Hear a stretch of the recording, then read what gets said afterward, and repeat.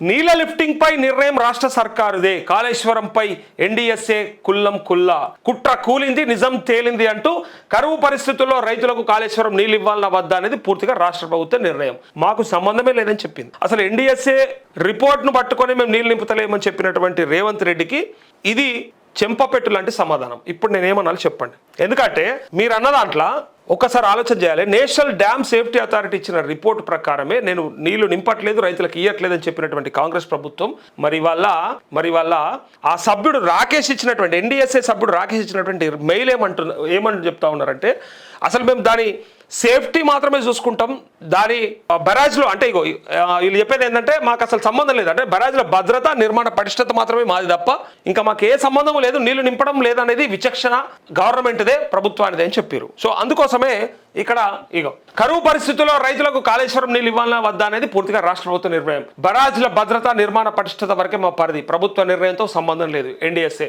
ఇన్నాళ్ళు రిపోర్టు మాటను దాక్కొని ప్రాజెక్టును పడవబెట్టిన రేవంత్ సర్కారు పన్నాగం పటాపంచలు అయిందా? ఇగో ఇది నేను చెప్పేది. కాళేశ్వరం ప్రాజెక్ట్ నిర్వహణకు సంబంధించిన విధానపరమైన నిర్ణయాల్లో మా పాత్ర ఏమీ లేదు, విధానపరమైన నిర్ణయం ఏమున్నా అది ప్రభుత్వం చూసుకోవాలి, మాకు సంబంధం లేదని చెప్పింది. బరాజుల భద్రత నిర్మాణ పటిష్టత వరకే మా పరిధి, కాళేశ్వరం ప్రాజెక్టు విస్తృత ప్రయోజనాల రీత్యా రైతులకు నీళ్ళు ఇవ్వాల వద్దా అనే దానిపైన నిర్ణయం తీసుకోవాల్సింది రాష్ట్ర ప్రభుత్వమే. ఎవరిచ్చారు? లిఖిత పూర్వక సమాధానంలో ఎన్డీఎస్ఏ సభ్యుడు రాకేష్ తోతేజా. మీరు ఇది ఒప్పుకోరు. కేసీఆర్ చేసినటువంటి అప్పు 3,75,000 కోట్లు మాత్రమే, అంటే అది ఒప్పుకోరు. అది కాగ్ నివేదిక ప్రకారం, కేంద్ర ఆర్థిక గణాంకాల శాఖ నివేదిక ప్రకారం పార్లమెంటులో ఇచ్చినటువంటి సమాధానంగా లెటర్లో చూపిస్తే కూడా అది కూడా ఒప్పుకోరు. మీరు అది ఒప్పరు, ఇది ఒప్పరు. ఏది ఒప్పుతారు? ఇప్పుడు కూలేశ్వరం అని రేవంత్ రెడ్డి మాట్లాడేటువంటి మాట మాట్లాడినప్పుడే నువ్వేందో అర్థమైపోయింది ఇప్పుడు లైవ్ చూస్తున్నటువంటి వాళ్ళందరికీ కూడా. ఇక చూడండి, ఈయన ఏమని అడిగిండు, కాళేశ్వరంపై ఎన్డీఎస్ఏ వైఖరి కోరుతూ ఎన్ఆర్ఐ తీర్థాల లక్ష్మీనరసింహ గుప్తా పంపిన ఈమెయిల్. ఈయన పంపితే తీర్థాల లేఖకు ఎన్డీఎస్ఏ సభ్యుడు రాకేష్ తోతేజా ఇచ్చిన ఈమెయిల్ రిప్లై. ఇంతకంటే సాక్ష్యం ఇంకేమన్నా కావాలన్నా? ఇదిగోండి, కుట్ర బట్టబయలైంది, కాళేశ్వరంపై రేవంత్ సర్కార్ పన్నాగం పటాపంచలైంది. నేషనల్ డ్యామ్ సేఫ్టీ అథారిటీ నివేదికను అడ్డుపెట్టి బీఆర్ఎస్ నెపం నెట్టి ఇన్నాళ్ళు నీళ్ళు ఎత్తిపోయకుండా కాలయాపన చేసిన కాంగ్రెస్ ప్రభుత్వ దుర్మార్గం బయటపడింది. బరాజులో నీళ్లు నింపవద్దని, తాగు అవసరాలకి నీటిని ఎత్తిపోయొద్దని ఎన్డీఎస్ఏ చెప్పిందంటూ ఇన్నాళ్ళు అందరి కళ్ళకు గంతలు కడుతూ వచ్చిన కాంగ్రెస్ కపట నీతి బయటపడింది. నీటి ఎత్తిపోతున్న తమ పరిధి కాదని, దానిపై నిర్ణయం రాష్ట్ర ప్రభుత్వానిదేనని ఎన్డీఎస్ఏ కుండబద్దలు కొట్టింది. కాళేశ్వరుడి సాక్షిగా సర్కార్ అబద్ధాలు ప్రాణహిత నీళ్లలో నిలువున మునిగిపోయాయి. వీళ్ళనేది ఏంటంటే, నీళ్ళు ఎత్తిపోయమంటే ఎన్డీఎస్ఏని అడ్డం పెడుతున్నారు కదా మీరు. ఆ రిపోర్ట్ ఉంది, ఆ రిపోర్ట్లో చెప్పిన ప్రకారం మేము నింపట్లేదని చెప్తున్నారు కదా. అసలు అది విచక్షణ గవర్నమెంట్దే కదా. అది నింపాలా నింపొద్దనేది తెలుసుకోవాల్సింది వాళ్ళు. మేము ఇచ్చేది ఓన్లీ ఆ నిర్మాణం, దాని పటిష్టత మాత్రమే ఉంటుంది, దాని భద్రత మాత్రమే ఉంటుంది మాది అని చెప్పి ఓపెన్గా వాళ్ళు చెప్పినటువంటి మెయిల్ అది. కాళేశ్వరంపై అక్కస్తో కేసీఆర్ మీద కక్షతో ప్రాజెక్టు పడవ పెట్టింది కాంగ్రెస్ సర్కార్. పొలాలను ఎండబెట్టింది, సాగునీళ్ళు ఇవ్వాలంటూ రైతు కోరిన బీఆర్ఎస్ పోరాడిన వినకుండా వచ్చిన నీటిని వచ్చినట్టు ఆంధ్రాకు పారించింది. మేడిగడ్డపై ఎన్డీఎస్ఏ ఇచ్చిన నివేదికను బయట పెట్టకుండా ఇన్నాళ్ళు నాటకాలాడిన రేవంత్ సార్ ప్రభుత్వం ఇప్పుడు తొలగిపోయింది. కాళేశ్వరం నీటి ఎత్తిపోతలతో తమకు సంబంధం లేదని, నీళ్ళు ఎత్తిపోయొద్దని తాము ఎన్నడూ చెప్పలేదని ఎన్డీఎస్ఏ వెల్లడించింది. వాళ్ళు చెప్పుంటే అయిపోతుండే కదా, ఇలా రేవంత్ రెడ్డికి సపోర్ట్ దొరికేది కదా. అవును, కాళేశ్వరం నీళ్ళు ఎత్తిపోస్తే అది ఇంకా కొట్టుకపోతుంది, మునిగిపోతుంది, కూలేశ్వరం అయిపోతుంది అని చెప్పాలి కదా. ఆ రిపోర్ట్లో లేదని వాళ్ళే ఒప్పుకుంటారు కదా. మేము ఇవ్వలేదు, మాకు సంబంధం లేదు. అది ఎంత టెక్నికల్ ఆస్పెక్ట్ ఉంది చూడండి దీంట్లో. ఆ టెక్నికల్ థింగ్ ఎంత థిన్ లైన్ ఉందో చూడండి ఒకసారి. వాళ్ళు చెప్పిండ్రని దాన్ని వాడుకొని ఆ రిపోర్ట్ ప్రకారం మేము నీళ్ళు ఎత్తిపోయట్లేదని వీళ్ళు మాట్లాడుతూ ఉన్నారు. కానీ వాళ్ళు ఏం చెప్తున్నారంటే అసలు మాకు సంబంధమే లేదు, నీళ్ళు ఎత్తిపోసుకున్నా లేదనేది వాళ్ళకి సంబంధించిన అంశం, విధానపరమైనటువంటి అంశం. మాది ఖాళీ ఆ నిర్మాణం, మేడిగడ్డ లేదా సుందీల అన్నారం లేదా వాటి బ్యారేజీల యొక్క పటిష్టత, ఇది కదా సేఫ్టీ అథారిటీ అంటే. అది కదా మేము చెప్పాల్సింది. మేము చెప్పింది అంతవరకే. నీళ్ళు ఎత్తిపోయినా లేదా మరి రైతులు ఆగమైపోతూ ఉంటే, కరువు వస్తూ ఉంటే దానికి ఎట్లా చేసుకోవాలనేది వాళ్ళ ఇంట్రెస్ట్ను బట్టి ఉంటుందని చెప్పారు. తమది ప్రాజెక్ట్ నిర్మాణం భద్రతకు సంబంధించిన సాంకేతిక కమిటీ మాత్రమేనని తేల్చెప్పింది. పాలమూరులో నీళ్ళు లేవని వాదించిన సర్కార్ చివరికి వెటరన్ చేపట్టక తప్పలేదు. విన్నారా? పాలమూరులో కూడా నీళ్ళే లేవని చెప్పారు. మరి వెటరన్ ఎందుకు చేసిండ్రు? మరి చూసినాం కదా మనం, మోటార్లు పంపింగ్ చేసిరు కదా, చూపించారు కదా. దేవాదుల మోటార్లు నడపని ప్రభుత్వం తుదకు పంపులు ఆన్ చేయక తప్పలేదు. దేవాదుల కూడా అంతే.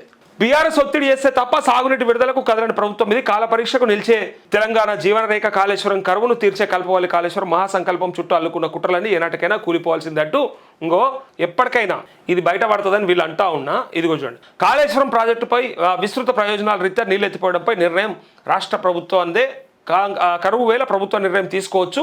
ఎన్డీఎస్ఏ సభ్యుడు రాకేష్ తోతేజ స్పష్టీకరణ. ఇన్నాళ్ళు ఎన్డీఎస్ఏ రిపోర్టు సాకుతో సర్కారు డ్రామా. బరాజ్ నింపొద్దని నీళ్లు ఎత్తిపోయొద్దని చెప్పిందంటూ అడ్డగోలుగా రేవంత్ అబద్ధాలు. అదే వంకతో ప్రాజెక్టు పడవ పెట్టిన ఏపీకి నీళ్లు. ఎన్డీఎస్ఏ ప్రకటనతో జలద్రోహం బట్టబయలంటూ దీని వెనకాల ఉన్నటువంటి కుట్ర గతంలో కూడా చాలాసార్లు చర్చ చేసినాం. ఒకే ఒకటి, ఆయన కాళేశ్వరంలో 1,00,000 కోట్లు దోసుకున్నాడు అని చెప్పి ప్రచారంలో చెప్పిన, ప్రభుత్వాన్ని దించడానికి చెప్పిన ఆ మాట నిజం చేయాలి కాబట్టి ఒకటి. రెండవది, మేడిగడ్డలో కుంగినటువంటి ఆ 2-3 పిల్లర్లని సాకుగా చూపించి అడ్డం పెట్టి మొత్తం కాళేశ్వరమే కూలేశ్వరం అయిపోయిందని చెప్పిండు కాబట్టి, దాని ద్వారా ఎన్నికల్లో లబ్ధి పొందిండు కాబట్టి, ఓట్లు సాధించుకున్నాడు కాబట్టి, ఇప్పుడు ఒకవేళ అది రిపేర్ చేయించి నీళ్లు గనక పారిస్తే, నీళ్ళలో గనక కేసీఆర్ కనబడితే, మళ్ళీ నీళ్లు గనక బ్రహ్మాండంగా పంటలు పండిస్తే, రైతులు సంతోషంగా ఉంటే, ఆయన చెప్పిన మాటలన్నీ అబద్ధమవుతాయి కాబట్టి దాన్ని పడావు పెడితే మొత్తానికి కుప్ప కూలిపోయేదాకా ఎదురు చూస్తే దానికో పేరు పెట్టచ్చు. ఇంతకుముందు మనం ఒక సామెత చెప్పుకున్నట్టు, దేన్నైనా కూడా కొట్టాలంటే వట్టికి కొట్టరాదు, దాన్ని చంపాలంటే వట్టిగా చంపరాదు. ఒక కుక్కను పిచ్చి కుక్కని చేసి చంపచ్చు, ఒక కుక్కను చంపాలంటే ఒట్టిగా చంపరాదు. అది పిచ్చిది అని నెపం మోపి చివరికి పిచ్చిది కాబట్టి చంపేస్తామని చెప్పొచ్చు. ఇది కూడా కూలింది ఖరాబ్ అయింది అని చెప్తేనే చాలా మంది కూలింది అనుకొని ఖరాబ్ అయిపోయింది అనుకో తర్వాత కూలిపోయినా పట్టించుకోరు. అందుకే కుక్కను కొట్టాలంటే ఎట్లయితే తమాషా చేస్తారో ఇక్కడ ఇది కూడా తమాషా కిందనే కనిపిస్తూ ఉంది. వీళ్ళ కుట్ర కూడా గదే. ఎట్లా మళ్ళా అది నిజమైపోతుందో, దాన్ని నిజం చేయాలంటే మరి ఏం చేయాలి, అబద్ధం అయిపోతుందో, మేము చెప్పింది నిజమవుతుందో కాదు అబద్ధమవుతుందో. కూలేశ్వరం అయిందన్నమాట అబద్ధమైతే రేపు పొద్దుగాల మాకు మళ్ళీ పుట్టగతులు ఉండవు, కాళేశ్వరం దేవుడు కూడా క్షమించడు అనేటువంటి భావనతోని వీళ్ళు దాన్ని కథం పట్టేదాకా ఓపిక పట్టాలని వాళ్ళు అనుకుంటే, ఎన్డీఎస్ఏ రిపోర్ట్ అని వీళ్ళు అడ్డం పెడితే ఎన్డీఎస్ఏ మరి సభ్యుడు ఎట్లా చెప్పిండు ఇప్పుడు మరి రాకేష్? ఎన్డీఎస్ఏ సభ్యుడు నేషనల్ డ్యామ్ సేఫ్టీ అథారిటీకి సంబంధించినటువంటి ఒక మెంబర్ ఇచ్చినటువంటి రిప్లై నా కళ్ళ ముందర ఉన్నది, ఈ పత్రికలు ఉన్నది. ఇప్పుడు నన్ను ఏం చెప్పండి చెప్పు, ఇది నేను రాసిందా, వార్త నాదా, నేనేమన్నా ఎన్డీఎస్ఏల మెంబర్నా? పోనీ ఈయన కాదా, ఈ రాకేష్ అన్నట్టు ఆయన ఎన్డీఎస్ఏ మెంబర్ కాదా? నువ్వు అదనే చెప్పు. ఇప్పుడు రేవంత్ రెడ్డి ఇచ్చిన రిపోర్టు వల్లనే ఇలా కాళేశ్వరాన్ని అంటే మేడిగడ్డను రిపేర్ చేయలేదు అని చెప్పి అన్నప్పుడు, అందుకే నీళ్లు నింపలేదు అని అన్నప్పుడు, ఈయన ఇచ్చినటువంటి రిపోర్ట్కి నువ్వేం చెప్తావు చెప్పు, దమ్ముంటే చర్చ చేద్దాం. ఇప్పుడు ఉత్తగానే మాట్లాడొద్దు ఏదైనా ఉంటే.